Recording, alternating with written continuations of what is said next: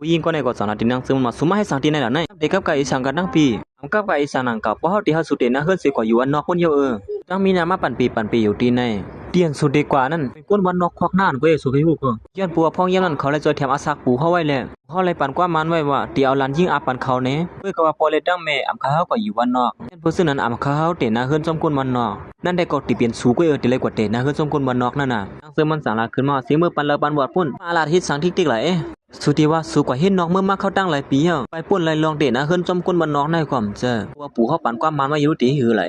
ยามหลังนั้นนั่งเสมันก็สังลายคือโคสิลัดขึ้นมาว่าข้าดำเลยเข้าเสือในหลวงในค่ะนะข้าด้วยเหมือนปีเฮาได้เล็บเข้าเสือได้เขาไอ้ปอปีเฮาเข้าเสือบ่ปีนั้นก็กดเตนะคือจงกวนมันนอกนั่นเหี่ยวลาค่ะว่าเด้เหี่ยวหันคือคนนั้นจุกอยู่ที่นั้นเป็นโผคาเขานั่นบอกน้ามาอย่าไปละจึงในแทงกำนึงเขาติแขนเอาปีผู้หญิงก็ในกว่าฮู้ว่านั่งเสือมันเต็นนะเฮือนเตยาวในนั้นจังหวัดว่าที่ปันฟังสุเสแต่สุเยเบก็สู้ยุ่งซ้ำเขานะเขาเป็นคนมักมีหลวงในเปื้อนนั่นก็นั่นพอปีเฮาทบหันคาเทียมปอกนึงนะว่าคนยิ่งอ่อนไหนน่ะยานั้นผู้หญิงก็ในก็สังลาอยู่ที่นั่นเสือมันว่าเขาลองอย่าต่อเฮาก็หือเตรียมย่อมหาผู้หญิงก็เลยมาหิมากว่าซ้ำเป็นน้องสาวก็เยาละยามหลังนั้นมันนางก่อสนกับสืบหาผู้หญิงคนหนึ่งอันมันสร้างมานั่นปอลิหลวงนั่นเขาเต็นนะคือจำน้องสาวฮะมันที่เป็นก่อนเลยจึงหือเมื่อ3 ปีป่นมานั่นปอลิหลวงถูกเขาดึกออกเขานั่นเขาย้ายเปิ้นตั้งโรงการมันหือดีกว่าเป็นไรค่ะล่ะเปิ้นปอลิเหยาดีกว่าเต็นนะคือจำนั่นที่เป็นเขากว่าเซอย้อนปัวผู้หญิงคนในกว่าฮู้เหมือนกันเขาในกว่าฮู้รวมฮู้กันที่นั่นเหี่ยวส่งวิดีโอมาเขาย้อนหักปอลิหลวงรู้บ่ไหนก็ผู้หญิงคนในก็สั่งเลยไปเข้ามาใจเสริมมันสิลัดว่าเฮามาอุบกันอีกนึงหืออย่าไปมัดตื้อเนื้อตื้อตัวเฮาลัดสุเลยปอกเลยก้ามยอมซะฮะว่าลัดสู่อยู่ว่าเฮาเตะหน้าเฮือนเหี่ยวไหนตึกมาให้ไหนติ๊กๆบ่ก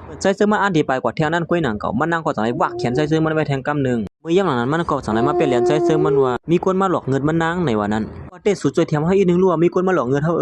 สุดด้วยหน้าตาเฮาในมันแลบตาหนายานั้นมันนางก็สั่งว่าเพราะว่าสุดสวยเฮาอยู่ไหนเฮาติมาหาเราสู้ยุงสุดเที่ยงเยาว่ายุ่มซะเลยว่าเฮาติอุบกันลองในที่ไหนนั่นแต่มาเฮาอุบกันดังนอกเหี่ยวล่ะเสริมมันสั่งว่าก่อมบ่มีข้อยามก็ก้อยมาเคยฮู้ยามหลังนั้นมันนางก็สั่งลาอยู่ที่นั่นเสริมมันบอกให้บ่ปิดเนี่ยตัวหน้าเฮาห่างดีเขาดํเลิกอีนั่นเขาดีกว่าเลิกก่อมเจอมันตื่นเป็นไรล่ะเฮว่านั้นว่ายานั้นมันก็สั่งเรามีคนลากแค่ห่างมันดังกว่าในเย้าคนนั้นเป็นคนใหญ่คนหลวงคนนึงสู่ก้อยเย้าเตียวเป้เขาไรนั่นมีเผาเป้เขาไรก้อยสู่ให้ฮู้กว่าก็คู่ยุ่มซื่อว่าเขาเป็นนางเสื่องซื่อเสียงเหยาพวกเขาแค่หากว่าปานเปื้อนได้สุกซากหมดเขาแน่แต่เจอมันก็หาว่าผู้ชายคนนึงมาเกามีนางมันนั่นแหละแต่ก่อนพวกเขามันคือแบบผู้หญิงคนใดก็ตุกย้อนอยู่ที่นั่นติ๊กหันว่าเขาอยากสมกันมาสิมือก็เลยสวยเขาอีกนึงเดือนนะใจเจอมันก็สั่งว่าไล่เพราะฉะนั้นก็เขาติลาดปันที่บริเขาวนว่าสุดที่ห่มเงินดังผลิตเขาอะไรอยู่นะลาดเจ้านั้นเสียมันซะก็สว่างเหี่ยวยิ่งก็ในก็จังที่ว่าคือที่มันนั่งน่ะเนาะจังไรอีกว่าให้นั่นเหี่ยวเมื่อยามหลังนั้นจังมีคนนึงกับสืบมาหามันนางก็หับพวกมันเสียมีลองหิบเนียดไว้เสียว่าเพราะฉะนั้นก็เฮาที่เนียดกว่าเมื่อเหลียวนี่มันนางก่อมตั้นไรหานว่าใส่เสื้อมันนั่นไปเข้ากว่าหานางเสื้อมันไหนนั่นมันได้มันที่ฮู้เย้าของเขาใส่ก็ในก็ตึกเก็บมาเก่านางเสื้อมันอยู่ติ๊กใส่เสื้อมันก็จังไรมาสาวกวักน้ำนั่นสิล่ะว่าอย่างในอายสูเปลี่ยนเพลาเขาเก้าเสาเนี่ยใส่ก็จังไรกวาดนางเสื้อมันสิล่ะว่าเขาเปลี่ยนโผเงินเมื่อใครฮู้ก็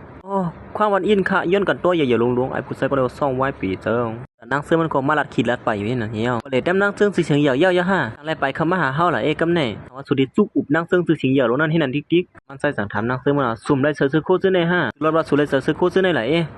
มาเฮากอดด้วยเสือโคไปปังแขหาละบ่นั่นก็เฮาที่อ่อนสู่กอดทบคนนึงนะมังเผาสุดที่เลยใส่ก็เป็นไรเฮ็ดนั่นสิมันใส่ก็จังไอ้ลักเอาแขนนางเสื้อมันมากำเหลียวอยู่เย้าเฮาว่าเย้าป่วยนางป่วยเล่งเหยาในห่างดีบ่ห่างเลี้ยนั่นเนาะสุ่มบันน่ะก็นั่นเน็ตปกมื้อนั่นเจิงได้เขาตั้นหานั่นเนาะสยว่าคนยี่วันไม่นั่งโปเล่งเหยาในห่างลีกว่าห่างลีเมื่อยามหลังนั้นใจซื้อมันก็สลายว่านั่งซื้อมันมาทุบผู้ใจกว่าในค่ะมาซุนค่ะโอ้โหโปเล่งเฮานี่แหละกำลีแก่เนาะไม่นั่งห่างลีแก่มก็ยินส้มค่ะสู่ก็เล่าเหมือนกันค่ะโคตั้งสีตั้งหมดนั่นเป็นเขาก็ออกเปิงห่างแน่ผู้ใจก็ในก็สังถามนั่งซื้อมันว่าอันเมื่อในนั้นสู่อ่างเป็นชื่อพ่องแค้มกูอ่านค่ะสุ่มกูอ่านเขานั่นแค้มกาเป็นเพราะว่าอำสั้นจ้างในก็เฮาออกปันเปิงห่างสุดแลแต่ไว้ปังแขกสู่ตั้ง2นั่นน่ะยามหลังนั้นก็ออกเปิงห่างซื่อสิงเหยานั่นก็สังลาที่ใจซึ่งในนั่งซื้อมันว่าเฮาที่ออกปันเปิงห่างทุกไปปังแขกสู่นะกูไปปังแขกสู่นั้นเฮาที่ออกปันตั้งสิงตั้งหมดนางเสริมมันก็สั่งว่าออกเปิงห้างซื้อเสียงอยากออกปันเปิงห้างซื้อไหนได้เลยว่ากำลีเตนี่มั้ก็เฮาทั้ง2ก็ที่อะไรเฮ็ดไปบังเขียกันเฮาได้มาเฮ็ดซึ่งนั้นก็ได้อยู่ค่ะนะเพราะฉะนั้นก็ฮอบยาเข้าย่ำสู่2ก็ยาวค่ะเดี๋ยวเฮามีดังซื้อเสือค่ะเลยนะ